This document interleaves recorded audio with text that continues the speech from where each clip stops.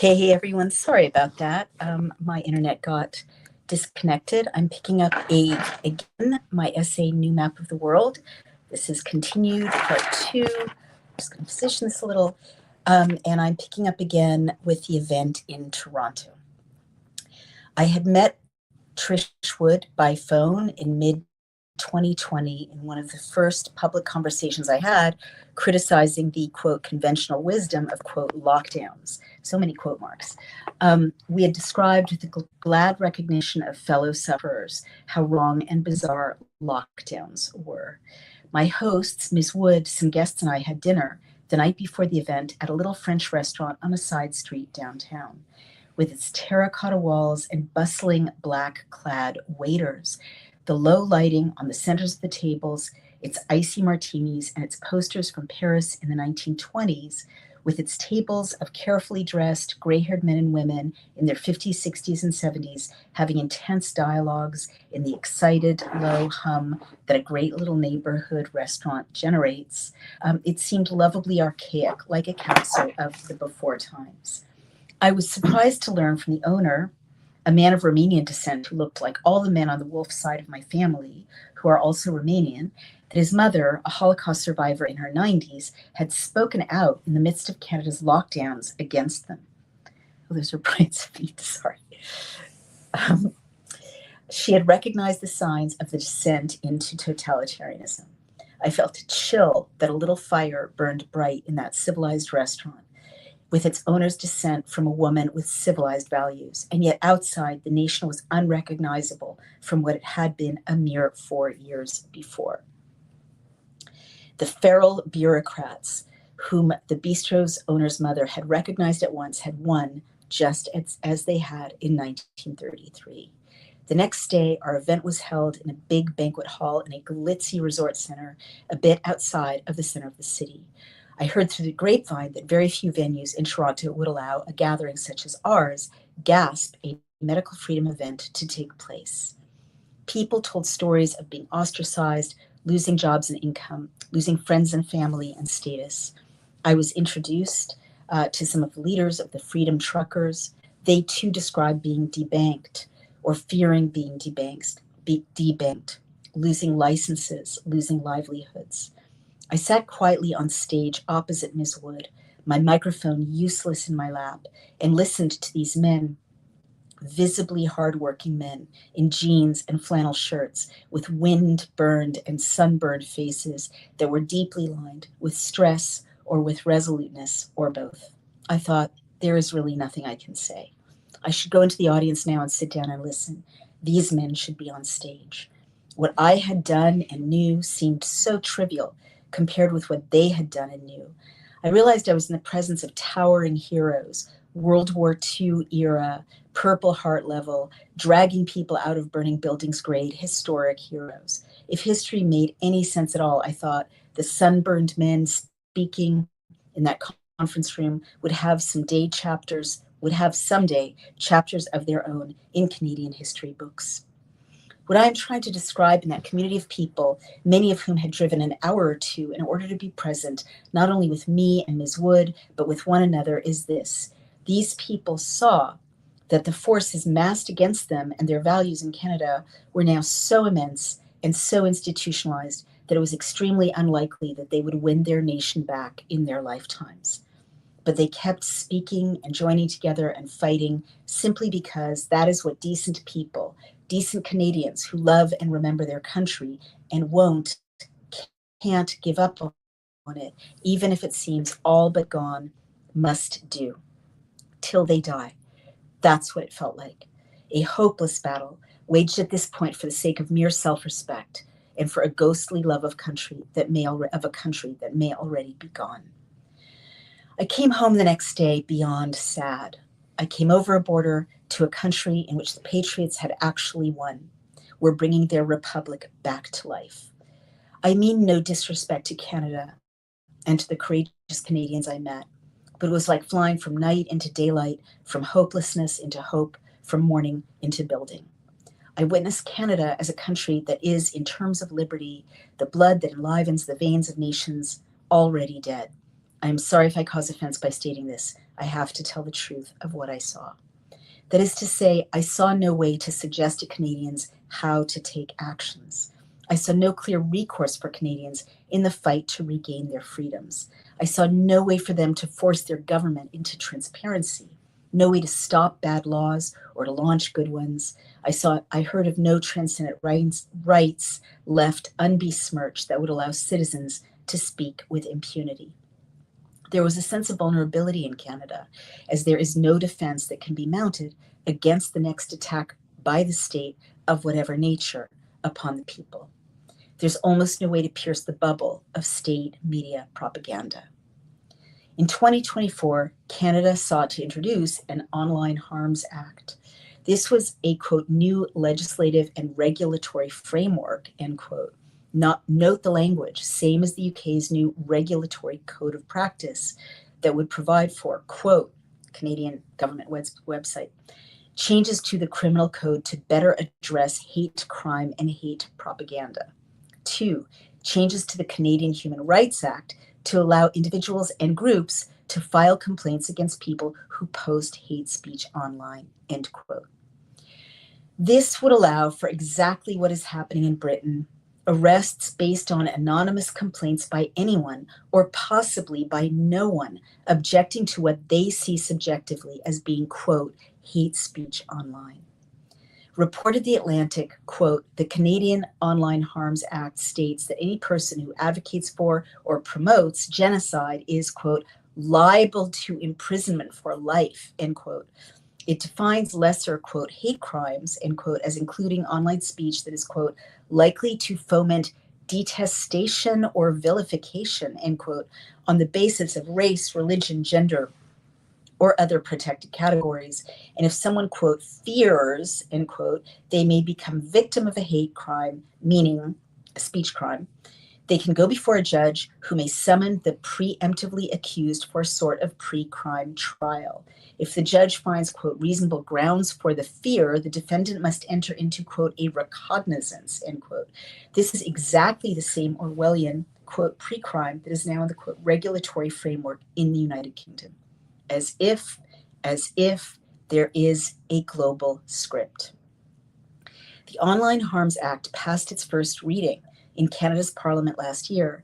It did not proceed from there through the legislative process, but only because Parliament was prorogued or suspended, something else that happens now and has indeed happened in Britain and Australia since 2020 that never used to happen in democracies, short of a country being in a civil war. Like that deranged female stalker leaping up out of the bath, not yet dead, at the end of the movie Fatal Attraction, the Online Harms Bill is returning. Amnesty International, in a shameful caricature of its former self, is cheering the fact that splitting the bill in two now allows the government to create a digital safety commission. Amnesty International's language is replete with every cliche used to pretend that censorship is okay and that opinion is, quote, digital violence, end quote. Quote, Amnesty International Canada welcomes the federal government's plan to split Bill C-63, the Online Harms Act, into two separate pieces of legislation. Parts 1 and 4, representing the Online Harms Act, will now move to a pre-study at Parliament's Justice Committee this week. This is a step in the right direction for thoughtful policymaking and robust democratic debate, says Kedi Nivyabandi, Secretary General of Amnesty International Canada's English-speaking section. Quote, separating out the contentious sections will make it easier for parliamentarians to address online harms in a way that upholds human rights while protecting freedom of expression and safeguarding against unintended consequences, italics mine. And this is, from the same article. Learn more. Canada must end technology-facilitated gender-based violence. And my bracketed comment there is, that is expressing a thought on social media. And this is again from that website. Bill C-63 initially included significant controversial changes to the criminal code and the Canadian Human Rights Act. Critics have charged that some of the proposed changes, if adopted, could disproportionately affect free speech without effectively reducing online hate. Those are my italics. That's not anyone's job, right?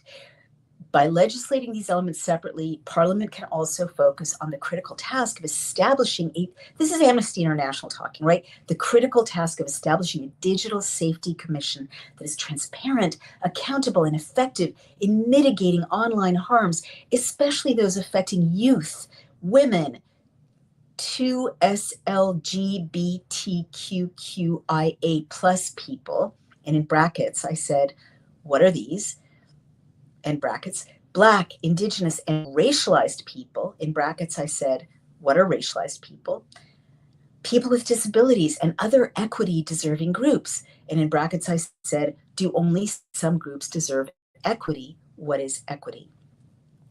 Amnesty International Canada emphasizes the need for broad and inclusive public consultation, this is still Amnesty, consultation to ensure the resulting legislation reflects the diverse perspectives of all Canadians. I mean, is that a thing? And my bracketed comment says, as opposed to defending innate rights to freedom of speech and expression of all Canadians. Quote, we look forward to engaging with the government and other stakeholders, like everyone in Canada is a stakeholder, right? Shouldn't just be a subset. As this process moves forward, end quote, Nivya Bandy said, quote, it's essential that Canada gets this right for the safety of those harmed online. My bracketed comment, short of threats of violence and libel, these are just words and opinions, not harms. And for the protection of everyone whose rights are affected, end quote. That was Amnesty International.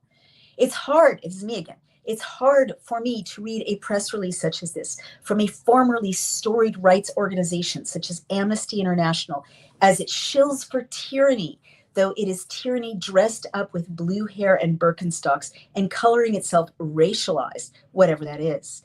It makes me ill to read the language above, in part because of its headache-inducing lies and hypocrisy, but also because it shows that there is no one left, no cavalry, no help to be had, no organization, no party, no institution left in Canada whose role is to defend the right to freedom of expression of all Canadians that are enshrined in Canada's Charter of Rights and Freedoms. The Charter of Rights and Freedoms guarantees freedom of expression. Quote, 2, everyone has the following fundamental freedoms.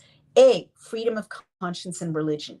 B, freedom of thought, belief, opinion, and expression, including freedom of the press and other media of communication. C, freedom of peaceful assembly. And D, freedom of association. End quote. That's the Charter of Rights of Canada, all right? That's the ultimate law of Canada. It hasn't been suspended, okay? Amnesty International, along with members of the Canadian Parliament, along with much of the Canadian press, are done with all of that. Legislating tyranny, I'm trying to let Brian nap out of the frame, there we go. Legislating tyranny, even if a tyrannical bill has not yet passed, as in Canada, and or passing draconian new codes of practice, as in the United Kingdom, are not neutral acts. They affect everyone. The shadows of that British code of practice or of this Canadian bill silence and scare people. In England, the code of practice is already sending people to prison or leading police to show up at people's door, as with my colleague, Alison Pearson, who is on this boat right now. This is how they do it. This is how they murder great nations. Recognize the signs of the times. I feel that England can still fight back. But to be terribly, bitterly honest, I feel, short of a miracle, that Canada is broken. It is ground to dust as a free power. It is lost. Canada and Australia were the globalists' test cases for killing democracies. Canada is so nearly extinguished now, and that in so short a time, that history will make note of it as an object lesson. May I be proven wrong. I'll pray for Canada and for my brave Canadian friends, lone and shaken and isolated as they are, diligent and decent and committed, told they are crazy, fighting great odds. You pray too, if you would, for damaged Canada, hooked up as she is on life support, and also please pray for the nations that are still in the midst of the fight. That's it. That's my essay. Thank you for listening, for being with me on this journey. If you're in one of those beleaguered nations, reach out to us. we've got to solve this together. We've got to fight back together. Maybe there are ways that America can help Britain and Canada that we haven't figured out yet. Maybe there's pressure we can put on the Trump administration to, kind of a genius idea. It is soft power, right? To keep saying we're not going to give you, economic benefits if you won't restore freedom of speech and assembly, and gut tank this Online Harms Act, or whatever it is, regulation framework. You notice how they avoid the language of actual democratic legislation. And same in Britain.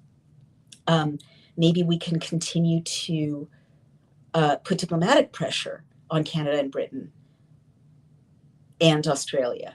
That's really interesting and exciting. And then as Canada, Britain, Australia get stronger themselves and freer, maybe they can put diplomatic pressure on France and New Zealand and so on. Maybe that way they'll restore rights. But I just want to end by saying, and I know this is easy for me to say on a boat in the middle of the Mediterranean, surrounded by these extraordinary, courageous dissidents, Mark Steyn, Lawrence Fox, Leilani Dowling, Alison Pearson, Samantha Smith, and Sammy Woodhouse, that,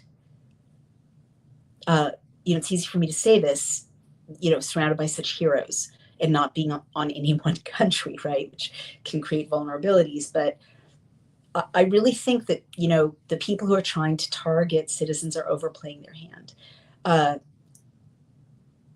There's a huge uprising right under the surface in many of these countries. And the people who locked Britain down, who locked Australia down, who locked Canada down, the people who mandated the injections, there's going to be justice someday. The Nuremberg Code does exist. It is a law. People were hanged after the Nuremberg trials in Germany for unconsenting experimentation on human beings. They were hanged. Doctors, the Nazi doctors were hanged.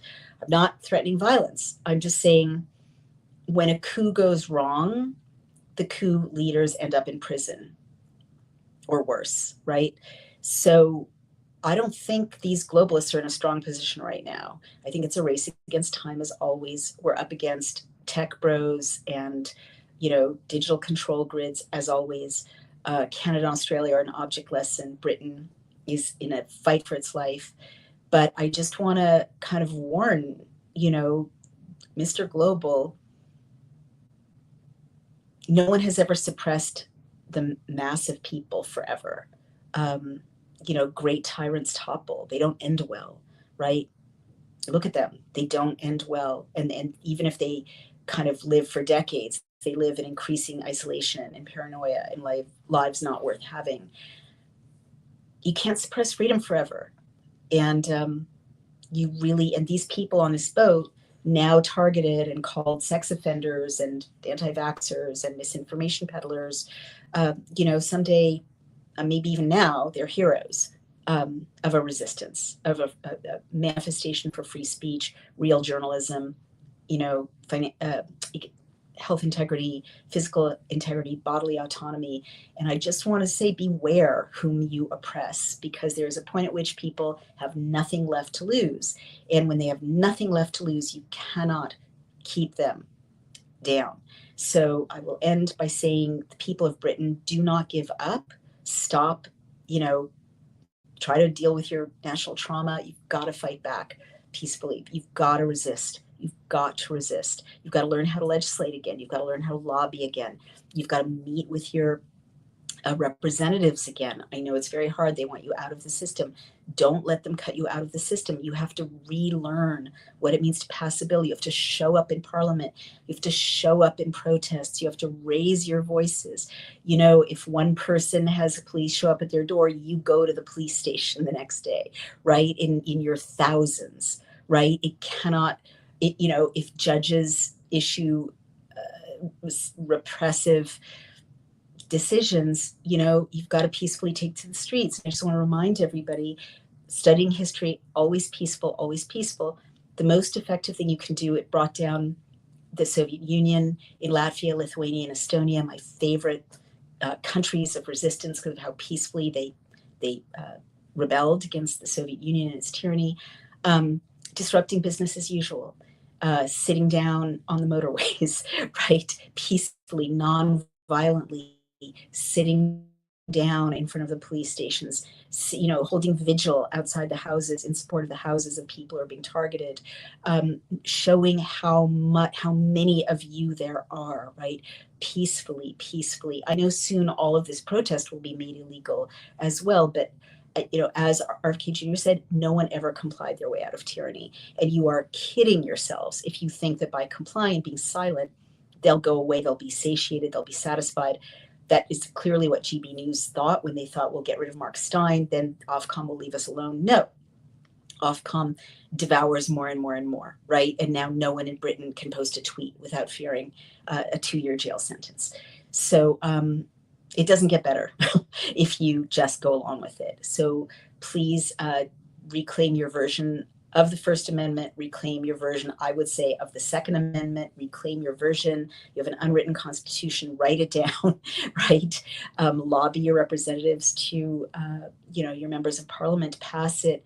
If there isn't a Freedom Party, start a Freedom Party, right? If the Reform Party isn't representing you, start your own party. I mean, run for local council.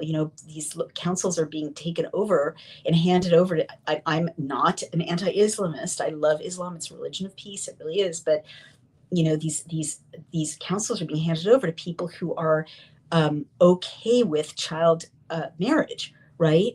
And keeping women secluded in their homes, not educated, not in the workforce if they want to be in the workforce, in full niqab, if you don't want that in your town, run for city council.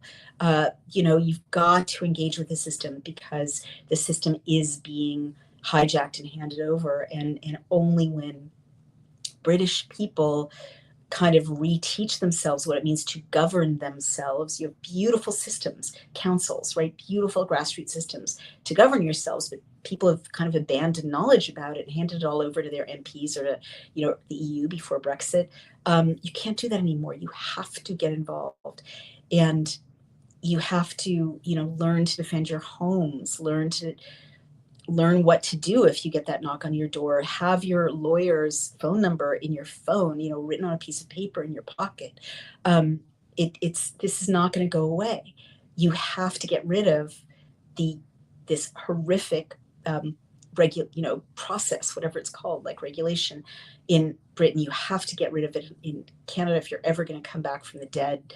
And you've got to recognize that these people on this boat with me, Alison Pearson, Lawrence Fox, Leilani Dowling, Sammy Woodhouse, Samantha Smith, are being targeted, demeaned, harassed, lawfare waged against them because they're standing up for your rights in Britain. They're standing up for you. They need your support.